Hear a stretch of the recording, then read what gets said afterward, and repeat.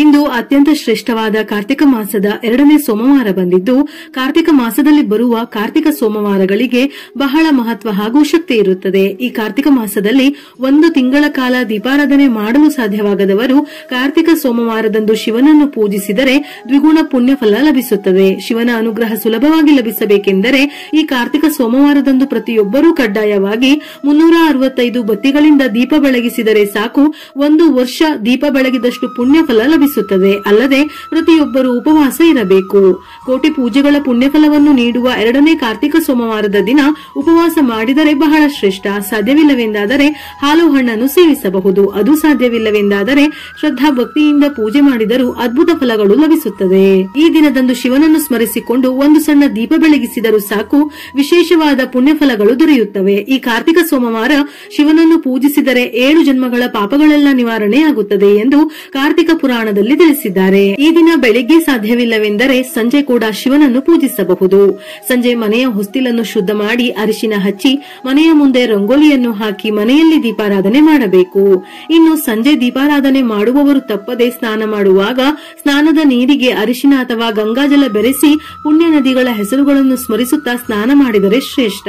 ದೇವರ ಮನೆಯಲ್ಲಿರುವ ಶಿವ ಪಾರ್ವತಿಯರ ಫೋಟೋ ಅಥವಾ ವಿಗ್ರಹಕ್ಕೆ ಶ್ರೀಗಂಧ ಹಚ್ಚಿ ಕುಂಕುಮದ ಬೊಟ್ಟುಗಳನ್ನು ಇಟ್ಟು ಹೂವುಗಳಿಂದ ಅಲಂಕರಿಸಿ ಸುಗಂಧರಾಜ, ಮಲ್ಲಿಗೆ, ಶಂಖಪುಷ್ಪ, ಸೇವಂತಿಗೆ, ಬಿಳಿಯ ಎಕ್ಕದ ಹೂವು, ಕೆಂಪು ಬಣ್ಣದ ಕಣಗಿಲೆ ಹೂವು ಇಂತಹ ಹೂವುಗಳಿಂದ ಶಿವನನ್ನು ಪೂಜಿಸಿದರೆ ನಿಮ್ಮ ಪೂಜೆಗೆ ದ್ವಿಗುಣ ಪುಣ್ಯ ಫಲ ಲಭಿಸುತ್ತದೆ.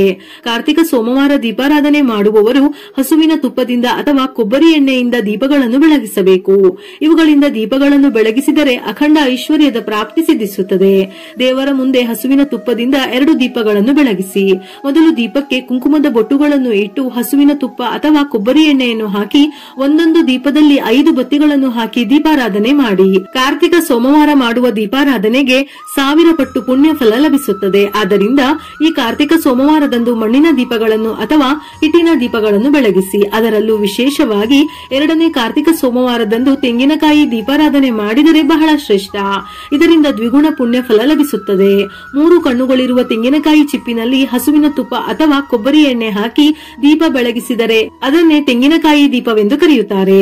ಕಾರ್ತಿಕ ಮಾಸದಲ್ಲಿ ಬರುವ ಕಾರ್ತಿಕ ಸೋಮವಾರದಂದು ತೆಂಗಿನಕಾಯಿ ದೀಪವನ್ನು ಬೆಳಗಿಸಿದರೆ ಸಮಸ್ತ ಪಾಪಗಳೆಲ್ಲ ನಿವಾರಣೆಯಾಗಿ ಶಿವಾನುಗ್ರಹ ತಕ್ಷಣವೇ ಲಭಿಸುತ್ತದೆ. ಆದ್ದರಿಂದ ಬಹಳ ಶಕ್ತಿಶಾಲಿಯಾದ ಈ ಕಾರ್ತಿಕ ಸೋಮವಾರದಂದು ಪೂಜೆ ಮಾಡುವ ಮಹಿಳೆಯರು ಮೊದಲು ಶಿವನಿಗೆ ನಮಸ್ಕರಿಸಿಕೊಂಡು 1 ತೆಂಗಿನಕಾಯಿಯನ್ನು ಒಡೆಯಿರಿ. 3 ಕಣ್ಣುಗಳಿರುವ ತೆಂಗಿನಕಾಯಿ ಚಿಪ್ಪಿನಲ್ಲಿ ಹಸುವಿನ ತುಪ್ಪ ಅಥವಾ ಕೊಬ್ಬರಿ ಎಣ್ಣೆಯನ್ನು ಹಾಕಿ ದೀಪ ಬೆಳಗಿಸಿ 2ನೇ ತೆಂಗಿನಕಾಯಿ ಚಿಪ್ಪಿನಲ್ಲಿ ಸಕ್ಕರೆ ಹಾಕಿ ಆ ತೆಂಗಿನಕಾಯಿ ಚಿಪ್ಪನ್ನು ಶಿವನಿಗೆ ನೈವೇದ್ಯವಾಗಿ ಸಮರ್ಪಿಸಬೇಕು.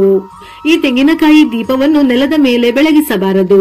ಒಂದು ತಟ್ಟೆಯ ಮೇಲೆ ಅಕ್ಕಿ ಹಾಕಿ ಅದರ ಮೇಲೆ ವೀಳ್ಯದೆಲೆ ಇಟ್ಟು ನಂತರ ತೆಂಗಿನಕಾಯಿ ದೀಪವನ್ನು ಬೆಳಗಿಸಬೇಕು. ಈ ತೆಂಗಿನಕಾಯಿ ದೀಪಕ್ಕೆ ಬಹಳ ಶಕ್ತಿ ಇರುತ್ತದೆ. ಈ ದೀಪಕ್ಕೆ ಕುಂಕುಮದ ಬೊಟ್ಟುಗಳನ್ನು ಇಟ್ಟು ಕೊಬ್ಬರಿ ಎಣ್ಣೆಯನ್ನು ಹಾಕಿ ಹೂವುಗಳಿಂದ ಅಲಂಕರಿಸಿ ಕರ್ಪೂರದಿಂದ ಆರತಿ ಮಾಡಿ ನಂತರ ನಮಸ್ಕರಿಸಿ.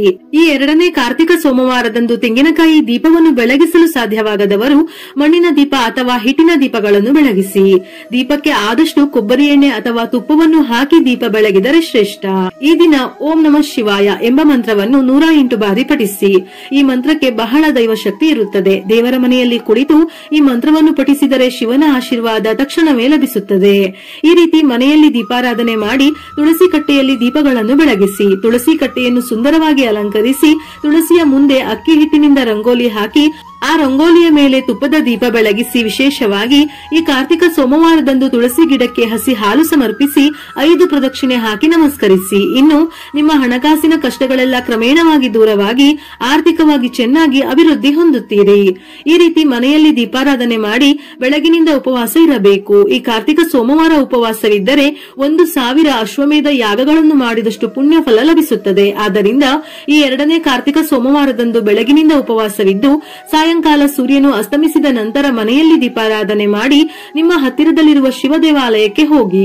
ಈ ಕಾರ್ತಿಕ ಸೋಮವಾರದಂದು ನೀವು ಬೇರೇನು ಮಾಡದಿದ್ದರೂ ಶಿವನ ದೇವಸ್ಥಾನದಲ್ಲಿ ದೀಪಗಳನ್ನು ಬೆಳಗಿಸಬೇಕು. ಶಿವಾಲಯದಲ್ಲಿ ಬೆಳಗಿಸುವ ದೀಪಗಳಿಗೆ ಕೋಟಿ ಜನ್ಮಗಳ ಪುಣ್ಯ ಫಲ ಲಭಿಸುತ್ತದೆ. ವಿಶೇಷವಾಗಿ ಈ ಸೋಮವಾರದಂದು 365 ಬತ್ತಿಗಳಿಂದ ದೀಪ ಬೆಳಗಿಸಿದರೆ ಇನ್ನೂ ಉತ್ತಮ ಫಲಿತಾಂಶ ಇರುತ್ತದೆ. ಅಲ್ಲದೆ ನೆಲ್ಲಿಕಾಯಿ ದೀಪ ಬೆಳಗಿಸಿದರೂ ಸಹ ಅಖಂಡ ರಾಜಯೋಗ ಸಿದ್ಧಿಸುತ್ತದೆ.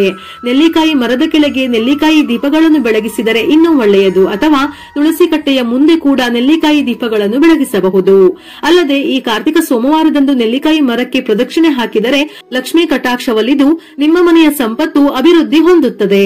ಅದೇ ರೀತಿ ಅಶ್ವತ್ಥ ವೃಕ್ಷಕ್ಕೆ ಪ್ರದಕ್ಷಿಣೆ ಹಾಕಿ ನೀರು ಹಾಕಿದರೆ ಜಾತಕದಲ್ಲಿರುವ ಶನಿ ದೋಷಗಳೆಲ್ಲ ಸಂಪೂರ್ಣವಾಗಿ ನಿವಾರಣೆಯಾಗುತ್ತದೆ. ಅಲ್ಲದೆ ಅರಳಿ ಮರದ ಕೆಳಗೆ ಎಳ್ಳಿನ ಎಣ್ಣೆಯಿಂದ ದೀಪ ಬೆಳಗಿಸಿದರೆ ಸಾಲದ ಬಾಧೆಗಳೆಲ್ಲ ಬೇಗನೆ ದೂರವಾಗುತ್ತದೆ. ಹೀಗೆ ಯಾವುದಾದರೂ ಒಂದು ರೀತಿಯಲ್ಲಿ ಶಿವಾಲಯದಲ್ಲಿ ದೀಪಗಳನ್ನು ಬೆಳಗಿಸಿ. ಇನ್ನು ಈ ದಿನದಂದು ಮಾಡುವ ಶಿವಾಭಿಷೇಕಗಳಿಗೆ ಕೋಟಿ ಪೂಜೆಗಳನ್ನು ಮಾಡಿದಷ್ಟು ಪುಣ್ಯ ಫಲ ಲಭಿಸುತ್ತದೆ. ಶಿವಲಿಂಗದ ಮೇಲೆ ನೀರನ್ನು ಅರ್ಪಿಸಿದರೂ ಸಹ ಆ ಶಿವನು ಬಹಳ ಸಂತೋಷ ಪಡುತ್ತಾನೆ. ಹಾಗಾಗಿ ಹಸುವಿನ ಹಾಲು ಅಥವಾ ಗಂಗಾಜಲದಿಂದ ಶಿವಲಿಂಗಕ್ಕೆ ಅಭಿಷೇಕ ಮಾಡಿ. ಅದೇ ರೀತಿ ಕಬ್ಬಿನ ರಸದಿಂದ ಶಿವಲಿಂಗಕ್ಕೆ ಅಭಿಷೇಕ ಮಾಡಿದರೆ ಹಣಕಾಸಿನ ಕಷ್ಟಗಳೆಲ್ಲ ದೂರವಾಗುತ್ತವೆ. ಅಲ್ಲದೆ ದ್ರಾಕ್ಷಾರಸದಿಂದ ಶಿವಲಿಂಗಕ್ಕೆ ಅಭಿಷೇಕ ಮಾಡಿದರೆ ಜಾತಕ ದೋಷಗಳೆಲ್ಲ ನಿವಾರಣೆಯಾಗುತ್ತದೆ. ಈ ರೀತಿ ವಿವಿಧ ರೀತಿಯ ದ್ರವ್ಯಗಳಿಂದ ಶಿವನಿಗೆ ಅಭಿಷೇಕ ಮಾಡಿ ಶಿವಾನುಗ್ರಹವನ್ನು ಸುಲಭವಾಗಿ ಪಡೆಯಿರಿ. ಶಿವಾಲಯದಲ್ಲಿ ಶಿವನನ್ನು ದರ್ಶನ ಮಾಡಿದ ನಂತರ ದೇವಾಲಯದ ಆವರಣದಲ್ಲಿ ಶಾಂತವಾಗಿ ಕುಳಿತು ಓಂ ನಮಃ ಶಿವಾಯ ಎಂಬ ಪಂಚಾಕ್ಷರಿ ಮಂತ್ರವನ್ನು ಜಪಿಸಿ. ಈ ಕಾರ್ತಿಕ ಸೋಮವಾರದಂದು ಆಕಾಶ ದೀಪವನ್ನು ದರ್ಶನ ಮಾಡಿದರೂ ದೀಪದಾನ ಮಾಡಿದರೂ ಕೋಟಿ ಜನ್ಮಗಳ ಪುಣ್ಯ ಫಲ ಲಭಿಸುತ್ತದೆ. ಈ ಕಾರ್ತಿಕ ಮಾಸದ 1 ತಿಂಗಳ ಕಾಲ ಶಿವಾಲಯದಲ್ಲಿರುವ ಧ್ವಜಸ್ತಂಭದ ಹತ್ತಿರ ಆಕಾಶ ದೀಪವನ್ನು ಬೆಳಗಿಸುತ್ತಾರೆ. ಈ ದೀಪವನ್ನು ದರ್ಶನ ಮಾಡಿಕೊಂಡು ನಮಸ್ಕರಿಸಿಕೊಂಡರೆ ಬಹಳ ಒಳ್ಳೆಯದಾಗುತ್ತದೆ. ಅಲ್ಲದೆ ಬ್ರಾಹ್ಮಣರಿಗೆ ದೀಪದಾನ ಮಾಡಿದರೆ ತುಂಬಾ ಒಳ್ಳೆಯದು. ದೀಪದಾನ ಹೇಗೆ ಮಾಡಬೇಕೆಂದರೆ ಮೊದಲು ಅಕ್ಕಿ ಹಿಟ್ಟಿನಿಂದ 1 ದೀಪವನ್ನು ತಯಾರಿಸಿಕೊಳ್ಳಿ. ಶಿವಾಲಯದಲ್ಲಿರುವ ಬ್ರಾಹ್ಮಣರಿಗೆ ದಕ್ಷಿಣೆ ತಾಂಬೂಲದೊಂದಿಗೆ ಈ ಹಿಟ್ಟಿನ ದೀಪವನ್ನು ವೀಳ್ಯದೆಲೆಯ ಮೇಲೆ ಇಟ್ಟು ದಾನವಾಗಿ ನೀಡಿ. ಇದನ್ನು ದೀಪದಾನವೆಂದು ಕರೆಯುತ್ತಾರೆ. ಇನ್ನು ಬಿಲ್ವಪತ್ರೆಗಳು ಎಂದರೆ ಶಿವನಿಗೆ ಬಹಳ ಪ್ರಿಯ. ಕೇವಲ 1 ಬಿಲ್ವಪತ್ರೆಯನ್ನು ಶಿವನಿಗೆ ಸಮರ್ಪಿಸಿದರೂ ಸಹ ಕೋಟಿ ಜನ್ಮಗಳ ಪಾಪಗಳೆಲ್ಲ ನಾಶವಾಗುತ್ತದೆಯಂತೆ. ಅಲ್ಲದೆ ಈ ದಿನದಂದು ಬಡವರಿಗೆ ದಾನ ಮಾಡಿದರೆ ನಿಮ್ಮ ಜೀವನದಲ್ಲಿರುವ ದಾರಿದ್ರ್ಯದ ಬಾಧೆಗಳೆಲ್ಲ ದೂರವಾಗಿ ನಿಮಗೆ ಉತ್ತಮ ದಿನಗಳು ಪ್ರಾರಂಭವಾಗುತ್ತವೆ. ಈ ರೀತಿ ಈ 2ನೇ ಕಾರ್ತಿಕ ಸೋಮವಾರದಂದು ಶ್ರದ್ಧಾ ಭಕ್ತಿಯಿಂದ ಶಿವನನ್ನು ಪೂಜಿಸಿದರೆ ಸುಖ, ಸಂತೋಷ, ಅಷ್ಟೈಶ್ವರ್ಯಗಳನ್ನು ಪಡೆಯಬಹುದು. ವಿಡಿಯೋ ಇಷ್ಟ ಆಗಿದ್ದಲ್ಲಿ ಮರೆಯದೆ ಲೈಕ್ ಕೊಟ್ಟು ನಿಮ್ಮವರಿಗೆ ಶೇರ್ ಮಾಡಿ. ಇದೇ ರೀತಿಯ ಮನಮುಟ್ಟುವ ಉಪಯುಕ್ತ ಮಾಹಿತಿಗಳಿಗಾಗಿ ಮತ್ತೆ ಭೇಟಿಯಾಗೋಣ.